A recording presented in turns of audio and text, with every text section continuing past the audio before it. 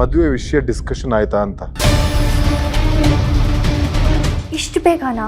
ನೋಡು, ನನಗೆ ಜಾಸ್ತಿ ಟೈಮ್ ಇಲ್ಲ. ನನ್ನ ತಾತ ಬದುಕಿರೋದು ಬರೀ 2 ಮಂತ್ ಅಂತ ಹೇಳಿದ್ದಾರೆ.